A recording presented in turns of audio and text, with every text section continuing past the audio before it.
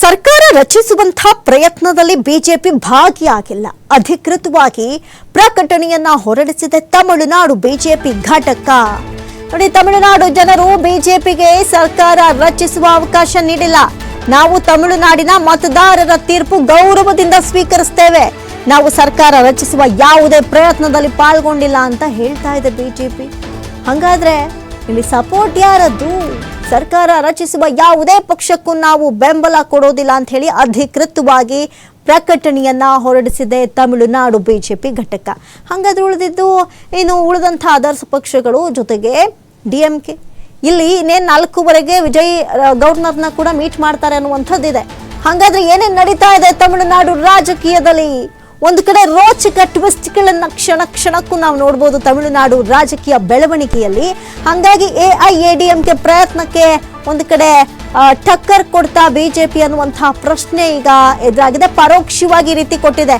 ಇಲ್ಲಿ ಒಂದಷ್ಟು ಜನ ಹೋಗ್ಬಿಡ್ಬೋದು, ಒಂದಷ್ಟು ಜನಕ್ಕೆ ಸಪೋರ್ಟ್ ಮಾಡ್ಬೋದು. ಅದು ಒಂದು ಕಡೆ ಅನುಕಂಪನೋ, ವ್ಯಾಮೋಹನೋ, ಪ್ರೀತಿನೋ, ಅಥವಾ ವಿಜಯ್ ನಮಗೆ ಗೊತ್ತಿರೋರು, ಇಲ್ಲ ನಾವು ಗೆದ್ದಿದ್ದೀವಿ, ನಾವು ಅವ್ರ ಕಡೆ ಹೋಗ್ತೀವಿ ಅನ್ನುವಂಥವ್ರಿಗೆ ಪರೋಕ್ಷವಾಗಿ ಎಚ್ಚರಿಕೆಯ ಸಂದೇಶವನ್ನ ಬಿಜೆಪಿಯ ಘಟಕ ಇಲ್ಲಿ ರವಾನೆ ಮಾಡೋದಕ್ಕೆ ಮುಂದಾಯ್ತಾ.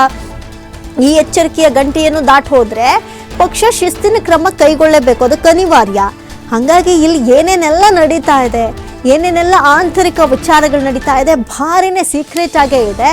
ಸದ್ಯಕ್ಕೆ ಸರ್ಕಾರ ರಚಿಸುವ ಪ್ರಯತ್ನದಲ್ಲಿ ಬಿಜೆಪಿ ಭಾಗಿಯಾಗಿಲ್ಲ ಅಂತ ಅಧಿಕೃತವಾಗಿ ಪ್ರಕಟಣೆ ಹೊರಡಿಸೋ ಮೂಲಕ ಯಾರು ಸಪೋರ್ಟ್ ಮಾಡಬೇಕು ಅಂದ್ಕೊಂಡಿದ್ರು ಅವ್ರಿಗೆ ಪರೋಕ್ಷವಾಗಿ ವಾರ್ನಿಂಗ್ ಕೊಡುವಂತ ಕೆಲಸಕ್ಕೆ ಇಲ್ಲಿ ಬಿಜೆಪಿ ಘಟಕ ಮುಂದಾಗಿದೆ.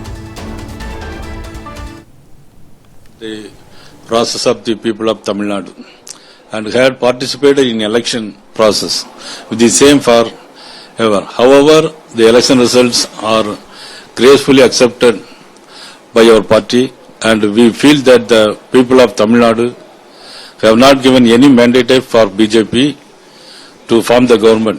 We sincerely respect the will and the mandate of the people of Tamil Nadu and do not wish to align our party in any attempt to form the new government in the state of Tamil Nadu. Therefore, we do not wish any active participation in this process and will not vote for any party.